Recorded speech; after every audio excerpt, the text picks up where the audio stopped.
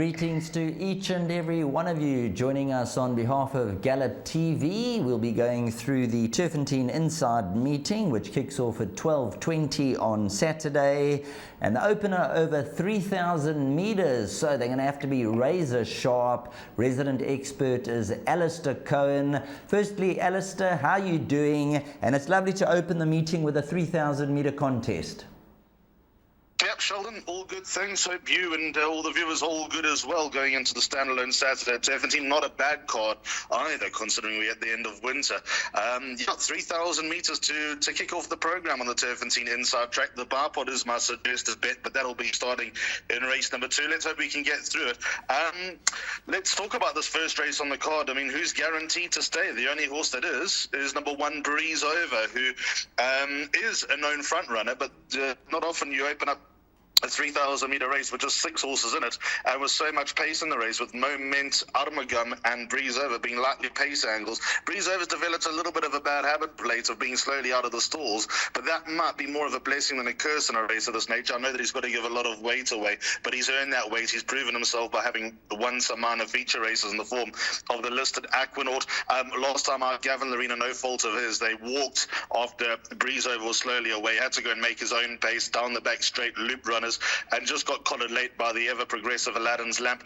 Sheldon, I think we can kick off with a bet in race number 1 in the form of Breeze Over. I think he'll be hard to beat. He's 9-10. He warrants that price. The biggest danger for me is number 4, Moment, who can be effective from the front.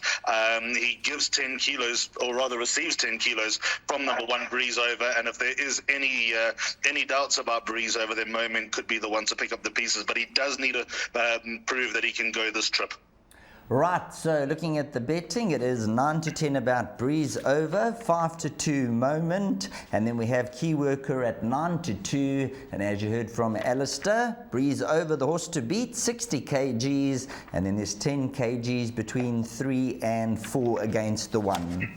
Moving into the territory of race number 2, and this is where the bar pot will commence, and Alistair is kicking off with the banker in the form of number 5, which is Midnight Flyer. Now, interesting here, from 7-10, 9-10 is now available, and that's because there's been some action for the de Kock team. Number 4, Miami Mountain, has shortened down 2-1. Number 1, Jet Karari has gone 6s, and then number 3, Banyan, 20s down 10. So, Alistair, 2 of the first timers have found some money. Is there any word on the ground about these 2? Yes, there is, Sheldon. So I was banking number 5, Midnight Flyer in the bar pot, as you mentioned, due to the fact that I sent through these selections 24 hours in advance, and you go to the sales and your ears to the ground, and then you hear that some of the first-timers are nice. It sounds like Bunyan's going to be a horse to follow with a run under the belt and over further, so just put the horse in the back of your mind. But yes, the market does speak that number 4, Miami Mountains, expects to go nicely enough. But my gut feel here, Sheldon, is that number 5, Midnight Flyer, is going to show good improvement. There was a whisper out about him on debut, very well-bred son of What a Winter. The sire's a Mercury Sprint winner, and the dam's a Mercury Sprint winner. You don't see that too often. A good second behind Clever Trevor, who looked the goods when winning 2 weeks ago at Turffontein. The run's going to bring him on sufficiently, and I think that Midnight Flyer is going to take all the beating. I think one of these 2 first-timers, or the 4 first-timers in the race, they'll have to be of sufficient quality to knock over number 5, Midnight Flyer. I'll be surprised if he didn't run in the top 2 at worst. There's a horse here on my radar.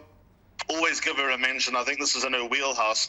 1,000 meters Turffontein Inside track, number 8, Empress. We have been waiting for her over 1,000 meters. She is an exposed maiden. That is a cause for concern. But I can see her running a nice race, and she might trouble number 5, Midnight Flyer. I can't see her missing the top 3, but number 5, just with the improvement to come, likely to be a hard nut to crack. And let's just keep an eye on those first timers. If there's a follow through, then maybe just scratch your head for a little longer. That'll take us on to race number 3. All things being equal, 13:30. The starter should say go. Interesting, number 8, Tempranillo, the daughter of Karari from the Verner's family. They bred and own this individual. Has found the market support, was around 15-10 down 12-10. Number 7, Paradise Way, who finished second on debut, from 14-10 is now 15 and 16-10. And the number 2, Masters Lady, at 7-2. Trio of runners in single figures, 14 to 1 and better the rest. Tell us a bit, have you heard anything about this first timer number 8? Not that she's an absolute good thing, but there was a bit of a conversation about her not too long ago. Number 8, Tempranillo. She's a very well-bred daughter of Quirari. She's bred to be quick. She's out of a high-quality man, the former Negro Amaro, who obviously produced Barbaresco. I see that Tempranillo is grey as well. Samango Kamalo takes her out. Sheldon, I think this race opens up to a first timer. Paradise Way put up a lovely debut behind Windsor Silk, but that level of form is very dicey indeed. The third horse, Don Jockeys, ran third and then ran in the bush subsequently. And other horses that have come out of that form line have not ripped up any trees. The winner, Windsor Silk, drifted on the market on that occasion from 18 to 10 to 33 to 10. So I think there's sufficient worries about the level of form. I've got number 7, Paradise Way, because to the eye, she definitely made appeal in the way she finished off the race. In a few more strides, you'd probably argue that she may have run down Windsor Silk. She was definitely doing her best work at the end after being green, and she should show sufficient improvement. But a Tempranillo's got any ability, and it doesn't need to be as much ability as a first timer would need in a race earlier, then she could be very interesting on debut. They're the two horses I've got into the bar pot. If you are looking for one either, obviously number 2, Masters Lady. Again, those two form lines aren't all that pretty. Raymond Danielson takes her out for Roy Magna. She looks like she's got form that leads her towards a win, and she ought not to be too far away. And then we've obviously got Feather Boa's half-sister, number 3, Fishhawk, who I do believe will be looking for a little bit further. Watch for her run on late.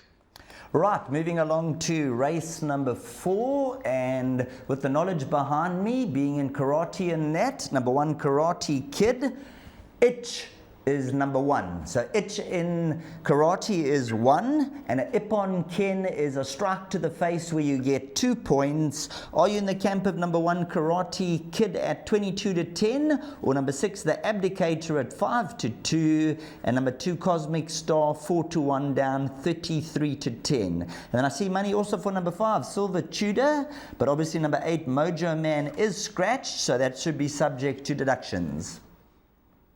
Absolutely, Sheldon. I know your karate background, so I'm certainly not going to find you in a dark alley.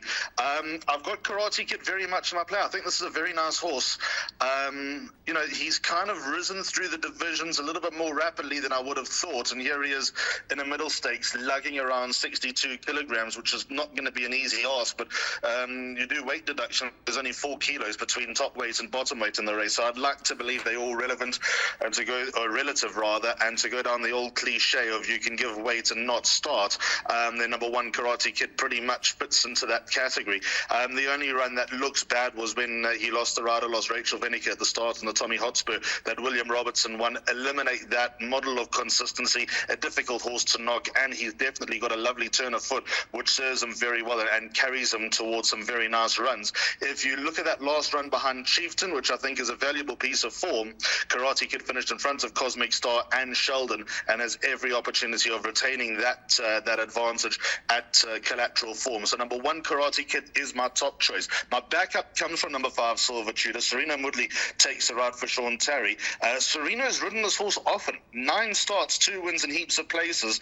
Again, a horse that just on the harder winter going might just be at a disadvantage, because he does like to be given a chance and finish off his race, and those front runners on a fast track do tend to have an advantage and get away at the right time at the moment. But with that said, 5, Silver Tudor's last run, Hollywoodbets Greyville, was a good effort behind Tara Star, and he could definitely pop up and run a nice race. So they're the 2 horses that I've got in numbers 1 and 5 in race number 4, the first leg of the Pick 6. On to race number 5 over the trip of 1,600 metres. The early money has come for number 5, Money Heist, for the Tony Peters stables. Serena Moodley 5 to 2 down 2 to 1. Number 3, Fire and Flames 33 to 10 with number 4, Argo Alley, and number 2, Hotter Ruby at 5 to 1. 7 to 1 and better the rest.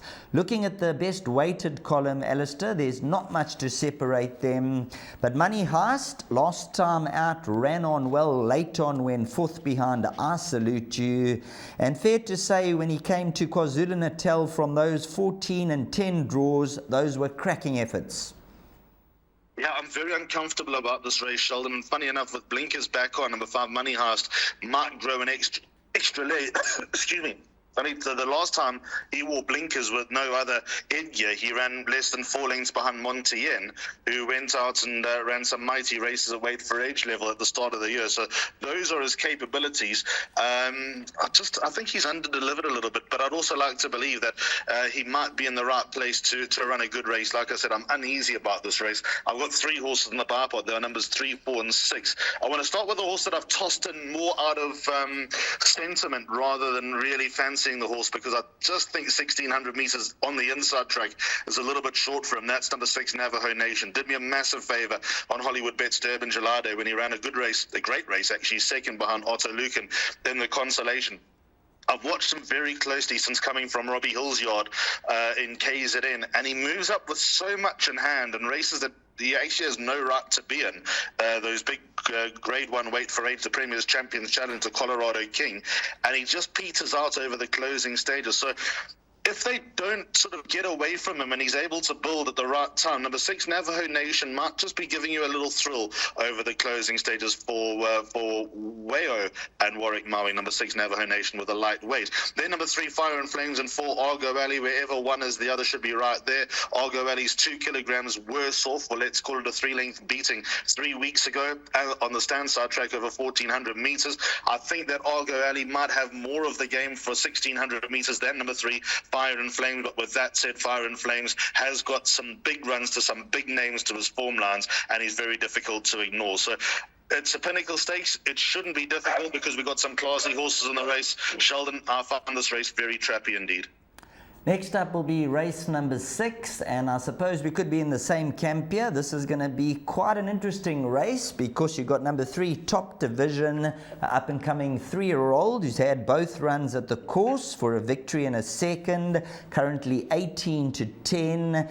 And note that number 8, Blushing Bloom, is scratched. So there is a 20% deduction as we speak. So Top Division is now 18-10. Number 4, Future Nair at 4-1. 6, Brighton Brazen is 9-2, 5-1, and Better the Rest. Top Division, classy debut win, slightly unlucky second time out. Level weights with number 4, Future Nair, who's a 4-year-old. Sheldon, interesting race again. The Top Division maiden win form line is not the spiciest around. Bum's last ground ran second and has subsequently come out and won. The third horse, Jet Quarari, runs in a maiden earlier on and is still a maiden, obviously. Masters Lady runs earlier on in the card, and she's sort of that alternative selection. So the form isn't all that good, but Top Division does have plenty of scope to improve. Turned over by a horse that I just think that had that one extra run under the belt, that more wherewithal, I think, turned him over last time. But again, going deep into that form line, the third horse, Alpha World, the prohibitive odds, got turned over last Sunday. I still think he'll win races, Alpha World, but a little bit worried about that. Top Division is a horse that I am going to keep an eye on. I think that he's got some wins to come. I think he's got an element of class about him, but it's not going to be too straightforward. My backup comes from number 5, It's Personal. Where have you ever seen this? The last start ran third to Constellation. The second horse, Hemisphere, came out and won. The fourth horse, Lonely as a Cloud, came out and won and ran second. And the fifth horse, beaten 9 lanes by the winner, therefore 6 lanes by It's Personal, came out and won in the form of Seawolf. That's a crazy form line. That's 3 from 3 in a field of only 5. So such a small sample set to take out of the form line, and it's trading at 100%. And the ratings dropped for number 5, It's Personal. I think this is a huge chance. Cannot leave him out just from that form line, and everything points to a nice run. So they're the 2 horses in the bar pot, numbers 3 and 5. If I'm playing a pick 6, I'd also like to include those 2 3-year-olds towards the bottom, Brighton Brazen and Clarewood Rose. Brighton Brazen done nothing wrong, hard to knock her, and Clarewood Rose, I think, may have bitten off more than she could chew last time. She wasn't a threat to those types of fillies, and she certainly wasn't in the Volkerbos South African fillies nursery, but these are calmer waters, and you might get a little bit more from her. But yeah, I think number 5, It's Personal, is the money maker in the race. Although 5-1 is not something that'll get you out of it, I think that's a generous price about a horse that brings a crazy form line into the picture. I've got to agree with you. 5-1, worth taking a little bit of a nibble. You mentioned 3 from 3 last time out. The form line really sparked up. Was an 83, racing off a 77. Got the experience, so you might be on the mark. And I'm going to go with you, number 5. It's Personal, and hopefully runs an absolute blinder. As we move along to race number 7, now Alistair, you've gone the whole pack of cards here in your bar pot. You've gone with the field, which tells us the story. Number 5, Palace Dancer, 28-10. 3, Destiny of Fire, 33-10. Number 1, Here Komiboki, 9-2, with number 2, One Fell Swoop, and number 4, Across the Pond at 5s. Double that, 10-1, and better the rest. Race 7, you can't go out. No, thankfully, and I'm going to double up here regardless, but I want to start with the value. 10-1 the price about a horse, Stars and Bras, Jeff Seister on board, Bafani Broncos. The last run to press on regardless. A cracking run against Boys, finishing second behind a horse who I think is just so progressive. That was a mighty effort when trying 1,400 metres for the first time in a while. I think they might have unlocked a few clues about this torture of New Predator. And if you go to the run on the 12th of July, finishing, let's call it just over a length behind One Fell Swoop, comes in here 2 kilograms better off. She should turn that form around with One Fell Swoop, who I think is a live chance. But if one's 9-2, there's no way on earth the other should be 10-1. So there's value about number 7, Stars and Bras. And the field of 8, you're getting top 3 on the toes. I think you can take advantage of that. I really think that she'll run into the top 3, and with a little bit of luck, she can win the race. But it's hard to put a pen through any of these. Palace Dance have done very little wrong. Coming back from a small break, so fitness to be taken on trust, but the Peter Yacht can obviously ready them up. If Across the Pond didn't need the run too badly, back from 212 days, I'd probably lead with her, but I'm a little bit wary about whether she'll need the run or not. She really came into form this time last year, winning 2 on the spin, especially beating Dude with Diamonds, who's won subsequently, in fact won a few times subsequently. Even her penultimate start behind Soweto does put her into the picture here as a chance. And then number 3, Destiny of Fire, I thought was a little stiff not to win last time behind Famous Lady, and a little bit more luck in running. She could go close, although being a penalised for a loser, I'm never a fan of that. But yep, the value about number 7, Stars and Bras, throw her into everything. Swingers, trifectas, even exactas. I think that she'll be bang there. If she doesn't win, she'll go close, and I think that she can make a few bets pay.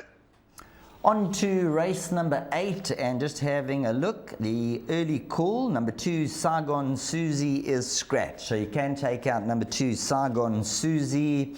Let me give you a breakdown of the betting with number 9, Heavenly Good, 28-10. Number 8 is 3-1. Number 4, Cape Saffron, a good galloper from yesteryear from the Dennis Bosch stable, raced in the Old Field colours, the green and yellow silks. Nice to see this individual. Number 1, Great Notion at 11-2, and then it's 7-1 and better the rest. Now, Alistair, every now and again I have my tooth cents worth. And number 5, Sunshine Day for me. This is a horse who's just been so disappointing. 632 days since last winning. 16-1. Once upon a time was a 90. Now racing off a 69. I think the guys are pulling their hair out with number 5, Sunshine Day. Sheldon, we do the show the other day when she was scratched because I liked her at the Vol just over a week ago, and if she was drawn better, I'd make a very strong case for her. Go watch her last run closely. Somehow she ran 4th behind Saigon Susie, and didn't look like 200 metres out she was going to run 4th, but she rallied back. You're spot on the way that her rating has dropped. I mean, she's obviously not the 3-year-old that she was when she was, I think she was with MJ Oudendal or Tony Peter. She was definitely with MJ Oudendal, but before that I think she was with Tony Peter. She's not the same horse that she was, but she's definitely shown signs of life of late. A little bit unsure about her from that draw. I might kick for touch here, but she's definitely on my radar, number 5, Sunshine Day, and one of these days she's going to pop up, and she's going to pop up at a reasonable price. So don't let her run loose as far as your pick 6s are concerned. I just have 1 or 2 ahead of her in my pecking order. Those 1 or 2 include the lightly raced horses, the 3-year-olds, number 6, 8, and 9. No prizes for being too adventurous here. Let's start with the money horse, number 9, Heavenly Good. Galloped them into the ground last time when trying a trip that was always going to suit her. The family all go a mile. They're all middle distance horses, good solid horses as well. Out of the mare, Crystal Carrington, she was trained by Orman Ferrara. She also won her fair share of races in the middle distance range. She beat nothing, but she beat nothing well last time. She could definitely step forward with 52.5 and Serena Mudley, big player. The Valentina Balducci win is all over the place. That form shows horses that went very close, going absolutely missing, and horses that were beaten downfield coming out and winning. So got to give it the benefit of the doubt. Valentina Balducci, again, never looked like winning at all going through the final 200 metres, but she turned it on and ran on really stoutly. We'll learn a lot more about her. The extra trip being out of a byword mare should stand her in good stead. And then number 6, Fair Proposal. She beat Mum Lumbo. Lumbo's, for me, a very exciting 3-year-old filly trained by Heather Adamson. First run for a Magna. Let's see what we get with number 6, Fair Proposal. I wouldn't rule her out. So those are the 4 horses that I'm working with in order of preference, 9, 8, 6, and 5. But I do believe that the winner comes from one of those 4 horses. Then bringing down the curtain will be race number 9, and hopefully the punters and everybody who's been playing will be ahead on the day. And looking at the current betting, 4-1 the field, with number 4 Press On Regardless, 4-1. Number 12 plus 4, 9-2, with number 13 Paul Revere. Number 3 Caban Pilot is 8-1, along with number 10 Spring Tradition, 12-1, and Better the Rest. Now for those who like omens, both the top 2 are in black and white silks. Number 4 Press On Regardless, races for Messrs John Ferry and Lee Harvey. And then we've got plus 4 Gary Player Stud Farm, PTY Limited, and Dave McLean. Are you in the camp of either of these, or are you looking for 1 or 2 spooks? Yeah, Sheldon, look, this is what I can tell you about plus 4. Candice has done a ton of work with the son of Vercingetorix. Last 2 starts came back distressed. It's been around the clock to try and bring out the best of this horse. Got a tongue tie on, got draw 1, got Serena Mudley on. So all those are positives. The lightweight, I think, is also going to help him along. If the tongue tie works, he'll be a huge chance. Ignore the last run from that draw and over 1,200 metres. They just ran him off his feet, and he never had any luck from an awkward draw. Things should be a lot more easier this time around for number 12 plus 4. Just hopefully the tongue tie does the job. But like I said, there has been a lot of around the clock work to get the most out of him, because everyone believes that he's overall better than an 85. It's just a matter of unlocking that. But with that said, what Press On Regardless did last time, and Stars and Bras being a key reference earlier on in the card, was seriously impressive. Is he going to get away on the Turffontein inside track the way that he did on the stand side track last time? That remains a question mark. I think that big galloping frame of his is better suited to the stand side track, but cannot knock what he's been up to in the last 2 starts. Craig Zaki rode him brilliantly last time out. He looked a hard horse to beat. He was tipped on the show, and he delivered in no uncertain terms. He's on the back of a £6 penalty, but he's in a middle stake, so hopefully that doesn't catch up to him for his supporters. Then there's obviously a list of horses that cannot be ruled out. I think number 6, Diwali Rocket's not out of it either, with 52 kilograms. He should never have been in those last 2 starts, the Gauteng Guineas and the Derby trial to a lesser extent. But some of his earlier form do put him in the picture. Command Pilot won't be easy from that draw, but I've always liked him. He's done me a few favours, and I can tell you that Player's doing very, very nicely at home. 14.50 going to be a little bit short for him, so potentially running on late for the back end of trifectas and quartets, certainly hoping that he can earn a stake check. Interesting race, but I think the 2 at the top of the market are the likeliest. Sentiment tells me 12, but number 4 Press On Regardless, impossible to knock him and write him off. Well, I think this is one of those races where you can go as wide as your budget will allow, and I'm going to throw in number 7, Ikigai, 25-1, the 9-year-old Vercingetorix. This is from the Sean Terry stable, a 6-time winner, and worth throwing into your calculations. Alistair, thanks very much for your time. We always really appreciate it. It's now time to bring up your suggested bet for the day, and hopefully your legion of fans will be collecting the cash at the end of the day. Just want to talk about Ikigai quickly, just before we talk about that bar pot. He won the Gauteng Guineas before COVID. Sean Terry's kept him on the boil. Incredible. Don't particularly like him, but on your advice, we'll definitely throw him onto trifectas and quartets, because Sheldon Peters finds these horses. So, Ikigai gets thrown in. Right, here's the bar pot. Starts in race number 2 at 5-1. Banker number 5, Midnight Flyer. By 7 and 8, it's Paradise Way and Tempranillo. 1 and 5, Karate Kid and Silver Tudor. 3, 4, and 6, Fire and Flames, Argo Alley and Navajo Nation. It's a race I'm a bit uneasy about, if I'm honest. 3 and 5, Top Division and It's Personal, and then Field in the final leg of the bar, but hopefully it's paying something by then. Double up and leave with a nice profit. That would be nice. Well, thanks very much, Alistair. You always leave us with some food for thought, and after going through the card with you, I'm a little bit more upbeat, and I'm looking forward to getting the racing underway. So thanks very much for all your help, and go well, and we'll chat to you soon, Alistair. Cheers, Sheldon. Always a pleasure, and we'll catch up again soon. Thanks very much to Alistair Cohen joining us on the line for the meeting at the Turffontein Inside Track, a non-race program. All we got left to say is get your bets on, and let's hope those horses you back run faster than the others.